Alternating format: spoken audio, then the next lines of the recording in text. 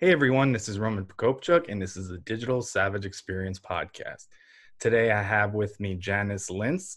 Janice is an accomplished consultant and advocate across the hearing access, advocacy, and related political spectrum. She is the CEO of Hearing Access and Innovations, which is the only company dedicated to helping the world's business, cultural, and entertainment institutions, government agencies, and mass transit organizations improve their accessibility for people with hearing loss. Thank you for joining me today. Thank you, Roman, for having me. My I'm excited. pleasure. So tell me a little bit about your journey. How did you get to where you are today? So I have a daughter who has a hearing loss, and when she was diagnosed with a hearing loss, right after the pediatrician telling me she has a hearing loss, she immediately said there were special schools for her. So I hadn't even wrapped my head around the diagnosis, and already the bar was lowered for her. And I couldn't process that. I didn't understand why that was so. I didn't even understand what had just happened. And so once I managed her hearing loss, I realized that it was unacceptable for someone to lower the bar for her. And I decided it was easier to change the world than for me to lower my standards. And so I set up upon working to change hearing access for our daughter. It was a very selfish endeavor, and started with the areas that impacted our family the most. And because we traveled excessively, I worked on it wherever we went. Plus, we lived in New York City. So I worked on access that it's hard to live in New York City, not go to museums and theaters. And so I worked on those that impacted her. And then after a while, I realized that some of these projects take a really long time. Like the taxis behind me, which took 9 years. And so I started working on projects well ahead of her age range, so that by the time she reached the appropriate age to access whatever it was, like taking a taxi by herself, the project was ready. No, it's awesome. And I think a lot of the times, obviously, it was more so of a passion project for you to improve the quality of life and accessibility for your daughter. So I've had people on like that where, something's happened to a family member or themselves where they look to basically improve the system and make the, system and process a lot better. Yes, and it was, very selfish. It was, we just wanted to function. I was unwilling to give up the way we lived our life. And I didn't really understand why I suddenly had to. So I started working on projects that impacted us, whether it was the museums and theaters in New York City, and then as we traveled to different states, I worked on different states. When we went to national parks, I worked on national parks. As she got older, I started working on transportation, whether it was taxis, passenger vessels, or rail.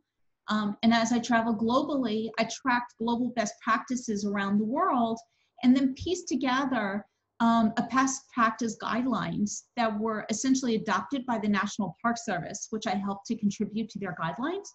And it was basically, I just connected dots and helped to write what I perceived as common sense, but I learned was not so common. But it wasn't like I had done anything brilliant. I was just connecting the dots from around the world. Yeah, sometimes it just takes somebody to kind of like run with the process. The process may not be, you're reinventing, you're redeveloping something, you're just kind of advocating and putting it out there. And kind of in 2020, what are kind of the mandates and guidelines? Are standards governed on a national level, state level? How's that kind of work? It's a really big mushmash, or mishmash, I should say, because there is the ADA, or the Americans with Disabilities Act, in theory, and then there's what really happens. So the problem of the ADA this year is now 30 years old, but it's a federally unfunded mandate with no teeth. So unlike if you go to a restaurant in some cities where they have ratings like A, B, C, and failure, there is nobody rating institutions for accessibility for people with hearing loss. So therefore, the task falls on the people who need the protections or their parents, which is actually ridiculous.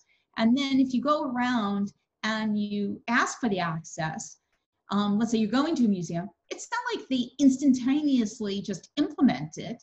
It could take years. So the theory is that you should you should ask for it, and then it'll be there when you arrive. But that's ridiculous because it's not so easily accessible. It needs to be installed. Money needs to be obtained. It needs to be planned for, and it could take, like the taxis, it took me 9 years to implement that. And some of the projects I'm working on the Smithsonian Museum in Washington that's now up to its 15th year, and it's still not implemented. Then the guidelines are so complicated because while there's this federal mandate, then you also have state and city guidelines, figuring out who to complain to if you have a problem and let's say the museum is not complying with your request. Like, there's also the presumption that if you go to the museum and you ask nicely, they will of course say, oh, we will be happy to implement it. That is rarely the case. I can count on one hand how many times places did that. Most of the time, they try to intimidate you. They try to get you to go away. They try to ignore you. You have to be diligent. It's exhausting. In the case of the Smithsonian, it turned out the Department of Justice, which is one of the two major agencies that you would complain to about the ADA, the other being the U.S. Access Board, it turns out that neither the U.S. Access Board or the Department of Justice had oversight over the Smithsonian, because the Smithsonian, it turns out, is a quasi-federal agency. And therefore, the only oversight committee is the Appropriations Committee in Congress. So to get the Smithsonian to do what seems like common sense for it to do, I have to go to the Appropriations Committee in Congress. Can you imagine, like, as just a regular person? Oh, sure, I'll just call up the Appropriations Committee and say, hey, they're not doing this. And by the way, when you call up these places, they always tell you this is not the right time to do something, right? But it's not like, oh, yes, because now we have a pandemic. You might say, oh, or this crazy with the presidential elections. But in 30 years, or in my case, having done this now for 18 years, I have yet to find anyone say, oh, perfect time. You came at the just perfect time. It's never the right time. As I just recently told the AP style book, that, you know, when I was asking them to change their language and update it for appropriate language, they said, oh, they're very busy. Come back in January. It's not the right time. It's never the right time, ever. And so can you imagine anyone saying that to Black Lives Matter? Sorry, this is not the right time for race relations. We're a little busy with the pandemic. Nobody would do that. But with people with disabilities, they always say that. And ableism, which is a equivalent of racism, but against people with disabilities, is so accepted that nobody even knows what the word ableism means. Have you ever heard of the word ableism? No, I've not. No, nor has most people. This is no judgment. I would say, like, nobody outside the disability community has ever heard of the word ableism, ever. And when you ask what that means, I'm like, it's like racism, but for people with disabilities. And so it's so accepted that people just say it. And when you call them out, they call you, you know, aggressive, all the terms they would use against a woman who is asserting her rights. They'll start coming out. And you're like, really? Would you say that to a man? Would you say that to someone based on race? No. Then why are you saying that to me? And so that it's a huge problem. And the hardest part is that the people who need the access sometimes are not in a physical position to advocate as strongly, because either they can't enter the room, they can't hear on the phone, or they can't access through the various channels. And so they places them in a position of not being able to get the access that the federal mandate guarantees them. Yeah, I mean, I can attest with working with government agencies. My wife and I are foster parents, so advocating on our foster kids' behalf when they have special needs and aren't getting the right services, or disabilities, or things that we notice. They may have a certain amount of hearing loss or vision that has never been identified, and having people kind of just, you know, pass it around, like, go to this department, go to that department. Well, we already looked at that. I think it's just one of these things where at times you do have to get vocal and advocate regardless of, kind of whose feelings you hurt, but you're not necessarily hurting anyone's feelings. You're just kind of, asserting what, the basic things that need to really be done. Yes, in that instance, I find getting the various people's emails, and when they tell you to go to the X department and you're coming from Y department, I CC both people. And I tell them I feel like a parent caught between two children, and to close the gap so that I don't fall between the crevice, I'm CCing both people. And please tell me between the two departments, where does this fall? And then in a situation like this with IEPs, what I used to do with my daughter is I put her picture on the front page. It's much harder to say no when there's a child's face staring at you, right? Than when you're some nameless, blankless person, another piece of paper. So I picked the best photo of my child that looked the most adorable, and I personalized it. And I found that helped. Plus, closing the crevices. Yeah, the thing is, it's sad to say, but everything on our end has to be very well documented in terms of every email, every text message, because, one instance during the whole lockdown is we kept advocating for services that, the caseworker and the supervisor said was never an issue. And it turned out, like, on the medical records, all these things were true and they actually lied about it. And then 3 months later, it just said, this instance happened is because you're not paying attention to the child well enough. It's not us. We didn't drop the ball. So my wife, like you said, CC'd, everybody involved in the case, all the agencies, and then the 12 people that were copied eventually passed it along. And I think 60 people at the end of the day saw the email. And at that point, they were forced to act because there's too many eyes on it. So. And that's what you have to do. I also find, it sounds like you're already doing this, keeping a phone log, documenting the date, the person you spoke to, and the summary of the conversation. When I wanted to change the National Park Service guidelines, and I kept getting the runaround, I contacted the Secretary of Interior at that time, it was Secretary Norton, and sent in a scheduling request. And attached to my scheduling request, I sent a 17-page phone log of every person I had contacted to make Ellis Island accessible. Needless to say, it resonated my point that I had tried everything possible to make Ellis Island accessible for my daughter's school trip, and I doubted there had been another parent on the planet who had done as much as I had done for a school trip. Apparently, the secretary agreed, and a meeting was set up. And I think the more you can paper trail and document and CC people, and it makes people really nervous. And then if they don't respond, I put in the subject line, second request, third request. It rarely goes past, when it goes past 4, it's surprising. When it gets to 8, they usually respond. And when it gets into double digits, I know they're not going to respond, and there is a serious problem that they're looking to cover up.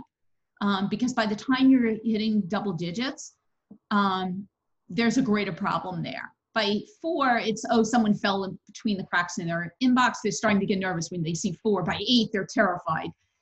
By 12, they don't give a crap. And that's where, there's a bigger problem there, and dig deeper to find out what the problem is. Yeah, I agree. I mean, it's sad, but literally everything is itemized, documented, sorted. It's just crazy. And in terms of the mandates of the state, some conversations are recorded based on, freedom of, permission or privacy acts and stuff like that, just to make sure no, actually at, 7:45 in the morning on so-and-so date, this was actually stated via text message, and you're contradicting that. So yeah, I can attest to that. Well, it sounds like your foster children are super lucky to have you, because that, that's what you have to do. And as Congressman Lewis told me when he was alive, that when I asked him how to solve the problem for people with disabilities, he said, you got to make people uncomfortable. And sometimes he's right. That's what you have to do. Yeah, I agree. So what motivates you to succeed? Obviously, those motivations could have changed over time depending on where you were in your life and things you had going on. What kind of currently motivates you to succeed? I love when people tell me how the access impacts their life. And I see it with my daughter. So first off, I know how it impacts my daughter, but when I hear from other people who would otherwise not be able to have the access, I love that. I went to law school, and the reason I went to law school, I'm an attorney on retirement status, so I don't practice law. But I went to law school with noble goals of changing the world. I didn't know this is what was going to be the field, but I love doing that. And I guess I've always loved working for the underdog. I just love it. I love being able to make dramatic impact. And I think the crazier our world gets, the more I need to succeed, and the more other people need me to succeed to give everyone hope, right? In this crazy environment, we want to see successes in the world. And I just love it. And I somehow seem to have a skill of being able to connect the dots. I'm super organized, and that helps me accomplish the success. And I'm able to see a big picture and to do strategic planning, which I never knew I was able to do. So I don't know, somehow my skills, this is the perfect field for me to use my skills, and I love it. I have so much fun doing it. Even when it gets really tough, I'm like, okay. I love, like, for example, when people underestimate me. I'm like, okay, treat me like the blondes. Go that route. You are so ill-prepared. And I love that. Yeah, I think obviously for you, it has that personal gratification of impacting your daughter directly and then a whole community as well. So I think when you find something that you're passionate about and it benefits other people, it's kind of like the perfect scenario. It's like finding your calling, because like you said, you may have had other kind of directions or goals when you kind of first started, were in college, but all those skill sets and your strengths were put together and obviously are channeled and currently what you're doing today. Exactly. And, I also feel like when you are fortunate, you have to pay it forward and to say thank you. So my daughter ended up going to a private girls' school. She was the first at her private girls' school to graduate with a hearing loss in 100 years. She went to an Ivy League school, graduated with a 4.0, and is now an investment banker in London. And so as a result, I got what I wanted in terms of my daughter got to pick her own career. Someone didn't select it for her. And that was my goal. I didn't really care what she did, but I wanted her to have the choice of whatever her dreams were, to follow her dreams. So I got that. So, and a lot of people helped. And so I think it's really important to understand this didn't just happen for me. And all the successes I accomplished are with a huge amount of people helping me, a lot of times behind the scenes, because they can't be on the front lines, maybe because of their jobs, but they can tell me who to connect to or how to connect or whisper things in my ear of something I should know that they didn't, quote, tell me. And so the way you thank those people is by paying it forward. And so I'm fortunate. I love what I do. I just really love it. That's awesome. So what's one thing that you may have seen as a weakness in yourself in the past that you've turned around and utilized as a strength today? Funny you should say that. I was just talking about it earlier. I have tremendous memory issues. Tremendous. Like, if you ask me something and need me to remember, it's likely I won't unless I write it down. And so as a result of my never remembering things, I write everything down, and I'm super, super organized to the point of, like, it's not normal organizational skills. But I have used that organization as a strength because of these phone logs, which have helped me. So I can stop working on a project because, let's say right now, the political times are not sometimes something you want to work on something and you want to wait it out. And then you pick it up when the political climate changes. But I know what I last did and who I spoke to. And so I have a project right now where someone emailed me and they're like, again, it's not a good time. I'm like, well, I actually need to write them an email and say, well, you know what? I was at the museum on X date and spoke to them, and it wasn't a good time then, and it's never a good time. So tell me which date was a good time.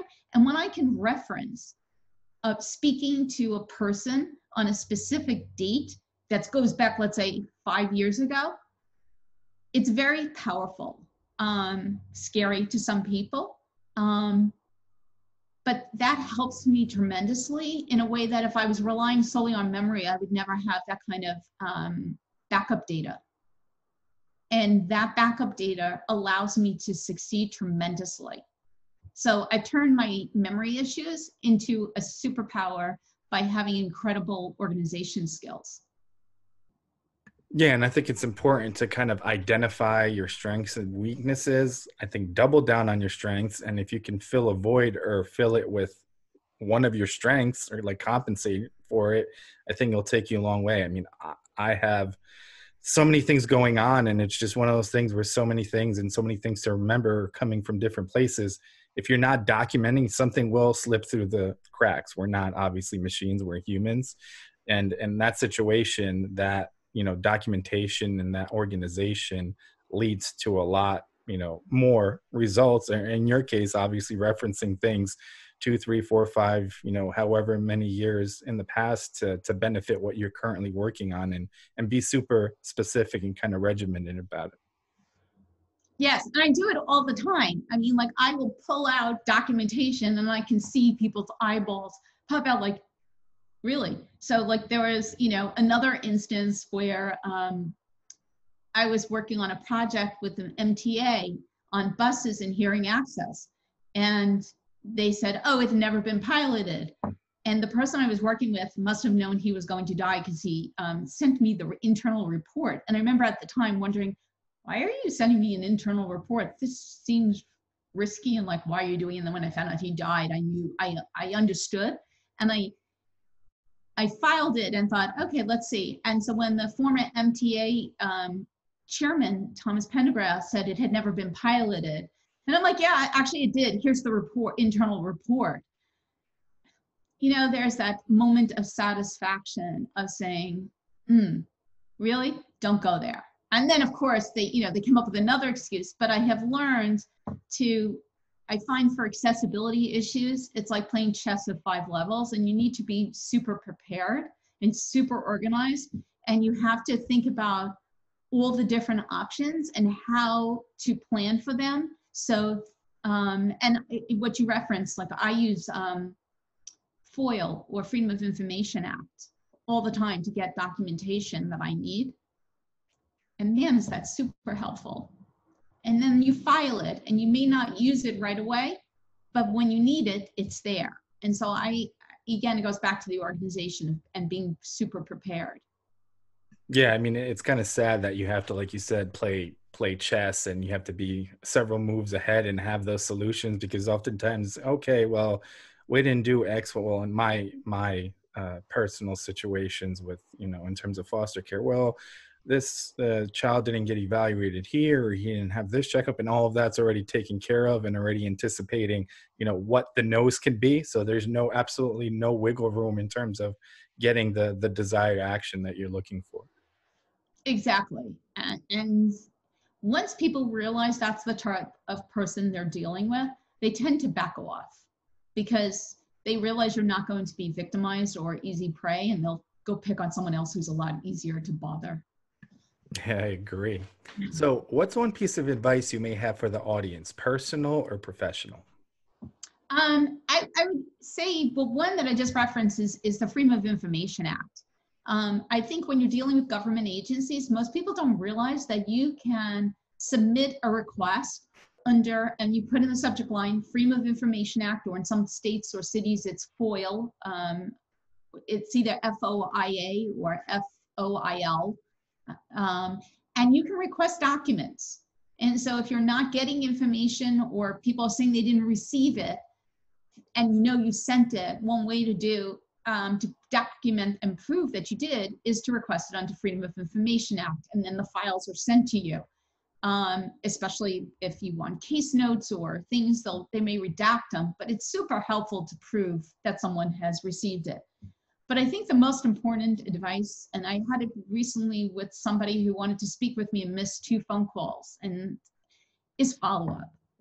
Most people fail to follow up, and so they don't succeed because they don't follow up. And something that Vernon Jordan told me was, It took 4 phone calls or emails to get to have a meeting with him.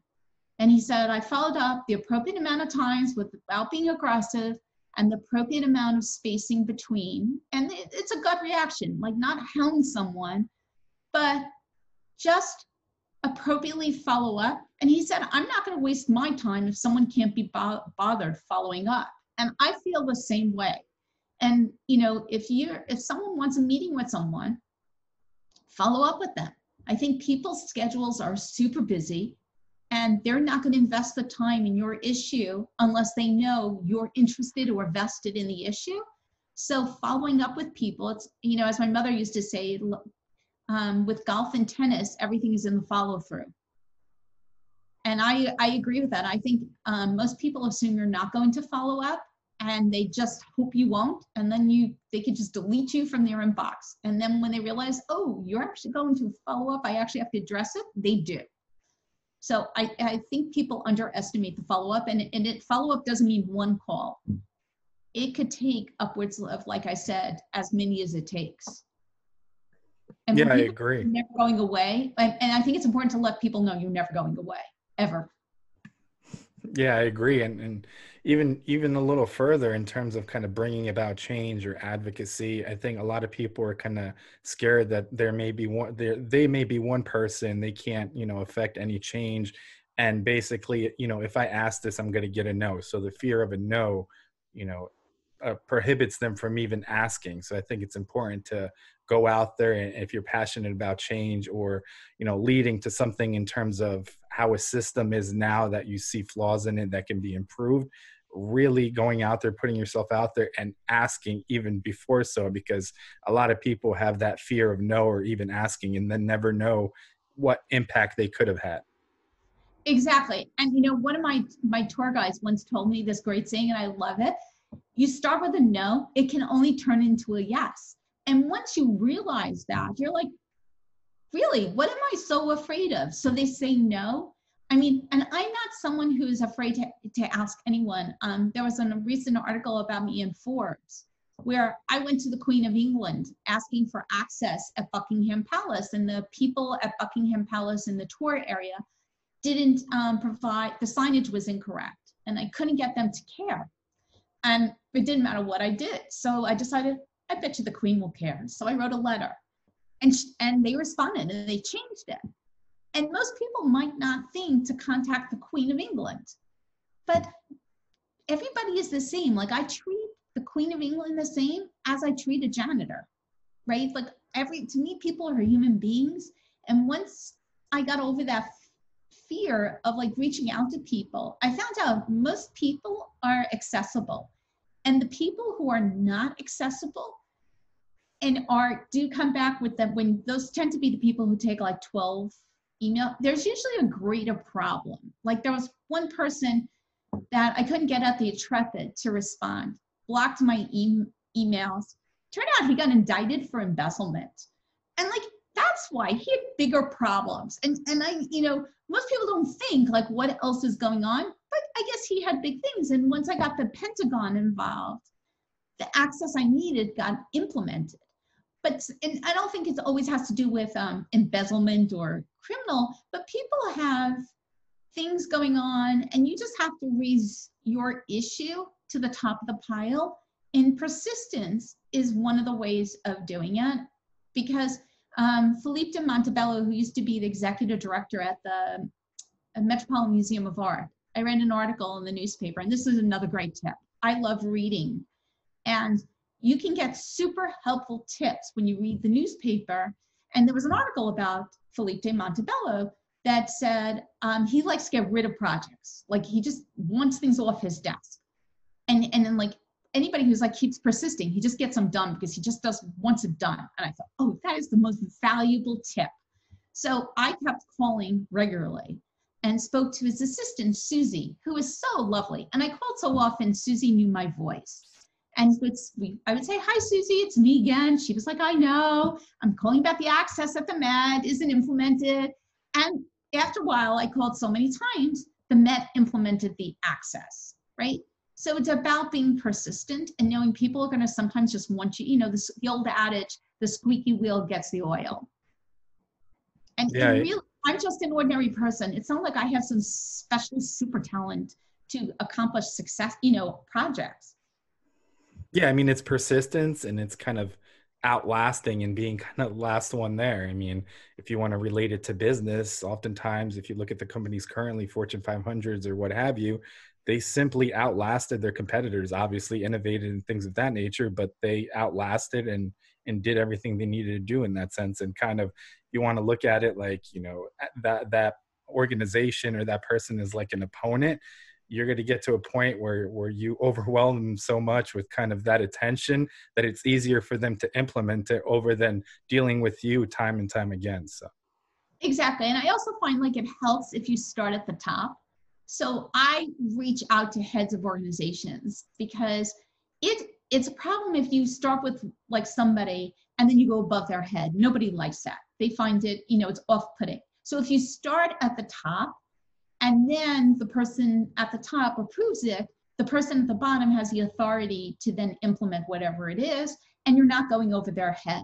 And it starts off the relationship vastly different than if you go over their head. And like, so I will regularly go to executive directors, I will go to heads of state, kings, queens, you name it. I have like, no shame. I will ask whoever it is. And I've regularly reached out to, prime ministers and presidents of countries for help. Just last week, I was emailing a prime minister and a former prime minister for help. And they were connecting me. And, most people will think like, why, they're afraid to do that. Why? They're regular people. And you would be surprised, like everybody's email is on the internet these days. Thanks to data issues, you can pretty much find everybody on the internet. There's always somebody who forgot to redact a document with someone's email.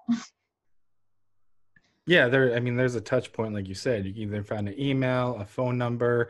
I mean, people have social media, somebody either running their social media accounts or them personally direct messaging them. So being persistent and working and having technology on your side to kind of, find the right person, like you said.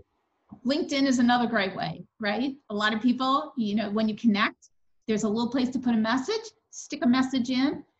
Some people won't, but the more stuff you throw against the wall, the more likely something will stick and the more persistent. And I think a lot of people respect people being persistent because they see themselves in you and they want to be part. And then also another tip that I have is when you have successes and if you win awards, put those awards under your signature so that when you send an email, people can quickly, awards are almost as an acknowledgement that you've been vetted.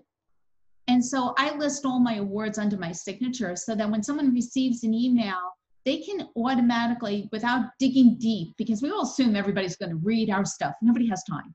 So if you put your awards under your signature, they're like, oh, this person has been, okay, like that's a 4-second read. And then they can dig deeper. And, I put my website, LinkedIn under my signature, but it's just fast. And I think if you have credibility, once you start getting awards, and I think it's also important to apply for awards, especially for women. A friend of mine who studies high achievers, Ruth Gautier, said, men apply for awards, women don't. And they don't think to ask. And I think that's a really valuable lesson for women to start applying for awards because that's what helps gives you credibility. Yeah, I agree. So I really appreciate you stopping by today. Can you let the audience know how they can find you or anything else you have going on? Sure. My websites are hearingaccess.com. And the other one is my name, Janice, Janice, Lintz, Lintz.com. Awesome. Thanks again for stopping by. Thank you for having me.